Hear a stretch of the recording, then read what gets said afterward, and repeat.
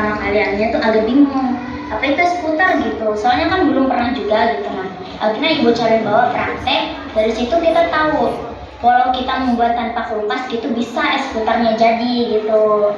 Susahnya tuh ya kalau ngaduknya itu, biasanya nyuruh mereka laki-laki ngaduk, apalagi kalau mereka ngaduk kan sambil kayak DJ gitu. Jadi kadang-kadang bingung juga sama kelakuan teman kita.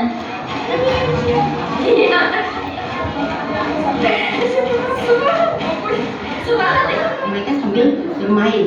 Mereka tidak menyadari kalau mereka sedang belajar, dan melihat dari keterbatasan kami yang jauh dari hiruk pikuk kota ini, kami mencoba mengeksplor apa sih yang ada dalam potensi di daerah untuk kami manfaatkan sebagai media belajar.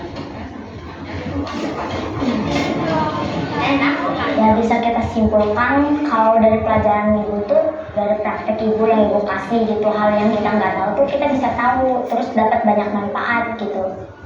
Pendidikan melakukan analisis karakteristik yang menggambarkan keunikan lembaga dan lingkungan belajar. Kemudian di PMM saya mencoba belajar gitu kan, dan fitur-fiturnya sangat membantu kami di dalam kegiatan belajar mengajar di kelas. Termasuk cara membuat es krim yang tanpa kulkas itu sebetulnya ya adopsi juga. Saya pikir-pikir, oh benar juga ini. Oh kami yang di sini apa listrik itu yang tidak stabil gitu kan. Nah ini bisa dimanfaatin ya anak-anak ketika mau bikin es tetapi terkendala dengan listrik. Nah ini tanpa kulkas nih kita buat gitu kan.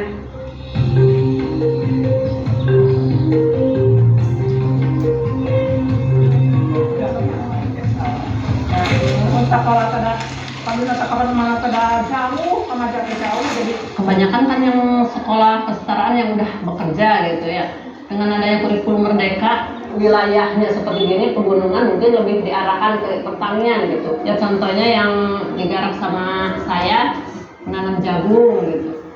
Di sini kan Bapak Ibu perannya ada yang sebagai petani, ada yang sebagai pedagang, dan lain sebagainya. Pendidikan kesetaraan ini kan beradanya di masyarakat. PKBM ini bisa hidup ya salah satunya dengan cara bergotong royong dengan masyarakat, dengan peserta didik, untuk sama-sama membangun satuan pendidikan. Kami bekerja sama dengan pemerintah desa. Pemerintah desa Andrawati ini memiliki lahan kurang lebih 1,5 hektar.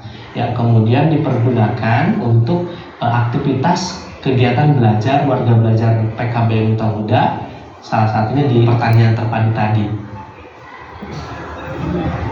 Cita-cita jadi guru dulu, pengennya sekolah tinggi dan tinggi, terus ingin menjadi seorang guru.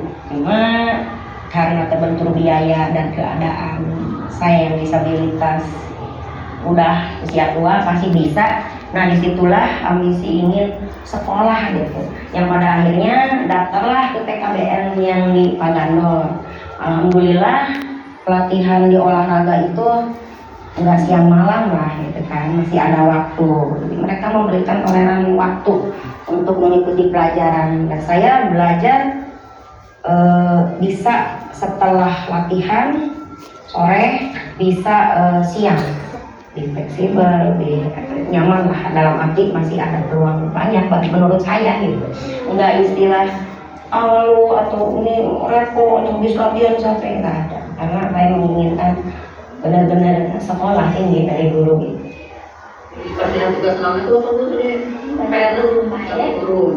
Sabaran nomor. Cuma Ucapkan sadanya dari kantor. Kenapa saya harus sekolah? Ya pokok pertamanya saya buat mendidik anak-anak, kan namanya keluaran SD mungkin jadi mengenal, misal mah ini tuh rumus apaan, ya mungkin bisa ngasih tahu apa itu limit gitu, apa integral, ya alhamdulillah gitu ya, itu dalam matematika. Kalau dalam Inggris mungkin kalau ada tamu ya nyapa minimal gitu. Orang nyapa gitu mungkin enggak ya dia bisa jawab gitu sedikit good morning gitu, oh mungkin oh itu selamat pagi mungkin Pak. Kalau saya kalau nggak sekolah good morning itu apa, kalau di kampung kan morning itu goreng jagung Pak, mungkin saya maaf ya Pak belum merebus jagungnya gitu, mungkin seperti itu. Tapi alhamdulillah dengan adanya sekolah ya sedikit gitu mungkin ya bisa, kalau nggak bisa mengusahakannya juga.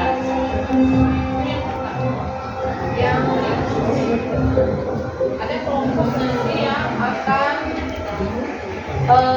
pakai saya pribadi pernah mengalami masuk kelas, di kelas kami itu 32, yang saya paling ingat itu adalah siswa yang pintar dan siswa yang kategorinya males. Itu aja yang saya ingat. Yang tengah-tengah tuh ya udah itu reguler bagi saya, udahlah mau apa namanya atau enggak masalah. Tapi setelah kita terapkan kurikulum merdeka ini, saya kenal mereka one by one, satu persatu. Jadi kadang-kadang kita sebagai guru, saya menyadari itu dulu saya tuh sering punya banyak cap untuk anak, pemalas, cap yang negatif untuk mereka. Kurikulumnya tuh enaknya kita bisa pendekatan dengan berbagai cara. Ketika murid kita dikasih kesempatan, mereka akan menunjukkan kemampuan mereka yang sebenarnya tadinya saya nggak tahu bahwa oh, ternyata anak itu tuh dia punya bakat di sini yang sebenarnya kalau kita munculkan, kita akan senang dengan mereka, dan anak-anak juga belajar menyenangkan gitu karena belajarnya nggak dipaksa. Di sini semua senang musik. Pokoknya yang ada jenis musiknya udah mereka langsung connect kalau ke musik, kalau kami di Maluku. Nah, dengan kondisi sekolah menerapkan P5, kami coba angkat tentang budaya ukulele.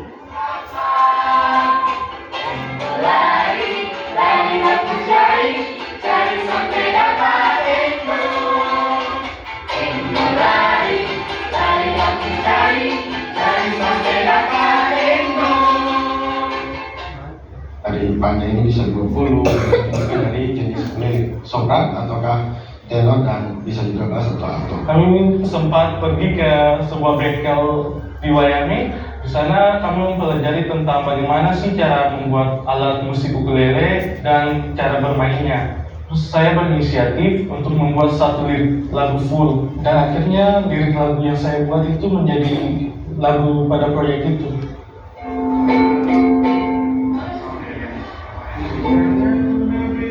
P5 sebenarnya kan bukan soal produknya, hasilnya apa, tapi bagaimana menumbuhkan gotong royongnya, karena di kami ini kan multi etnis, dan saya melihat awal-awalnya itu nggak mau kerja sama, ada semacam sentimen-sentimennya, saya nggak mau karena kamu sukunya lain, misalnya kayak seperti itu. Nah, ketika proyek itu dilakukan dan kami katakan bahwa ini loh kebinekaan, kearifan lokal, itu mereka duduk sama-sama diskusi, bernalar kritis yang mau ditumbuhkan, itu semuanya jalan pada waktu proyek P5, khususnya yang ukulele itu.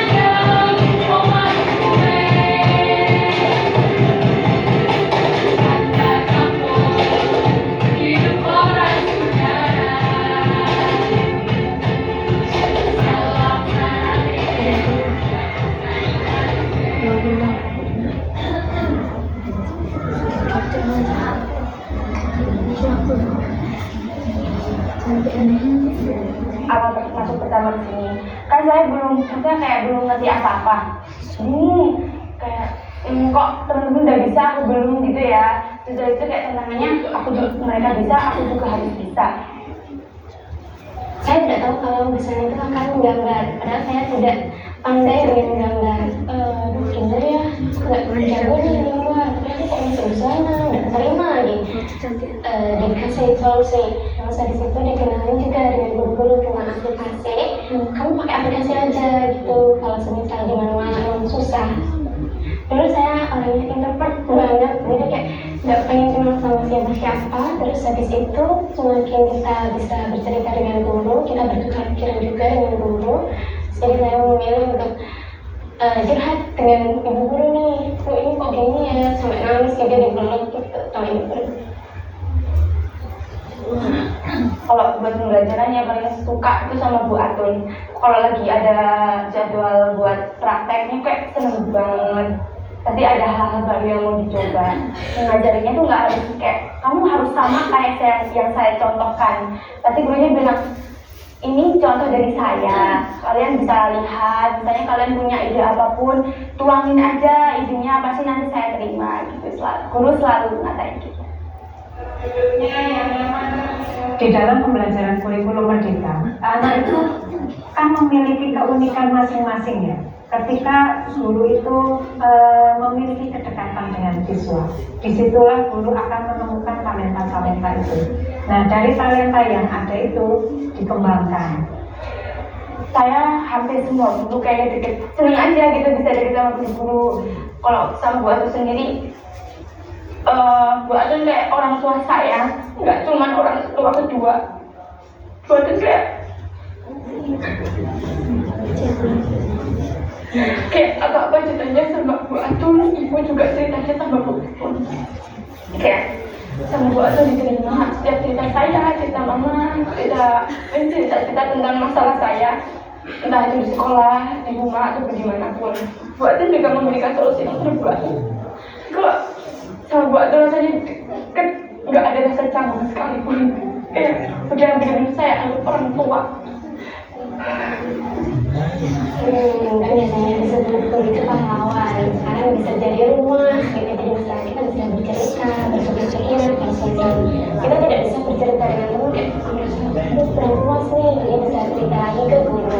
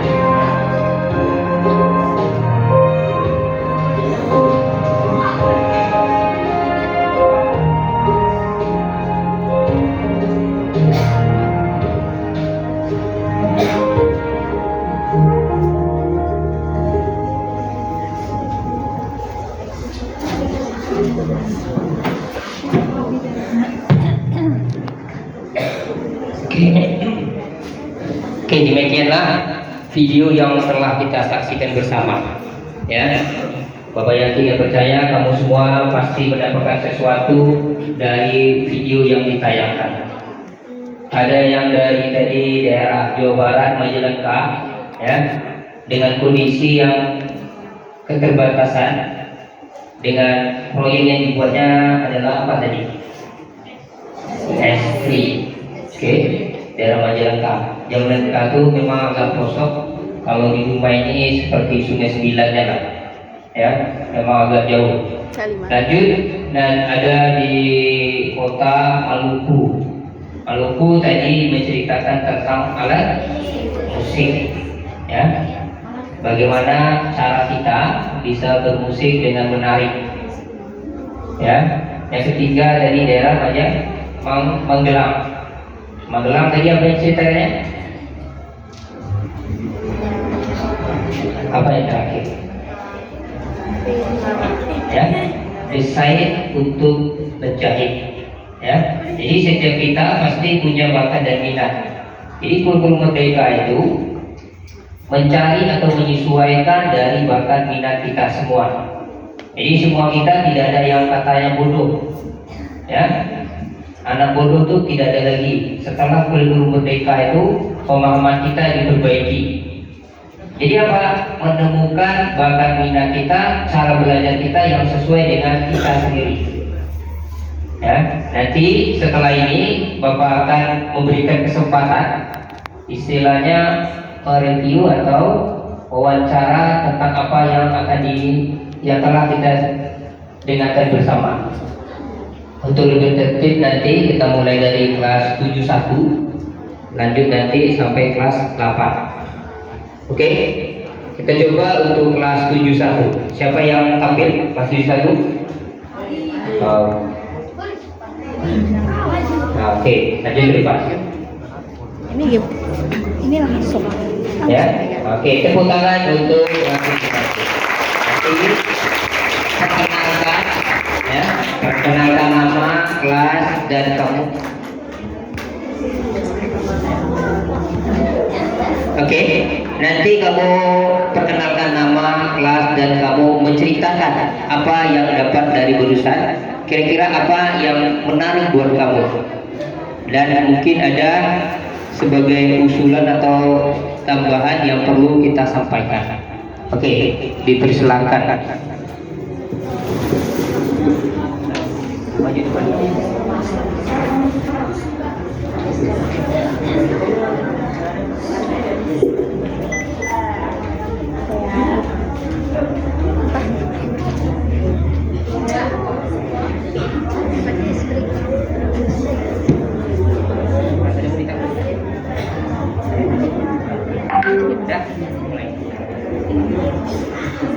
Assalamualaikum warahmatullahi wabarakatuh. Waalaikumsalam warahmatullahi wabarakatuh. Perkenalkan, nama saya Muhammad Fahri. Saya dari kelas 71.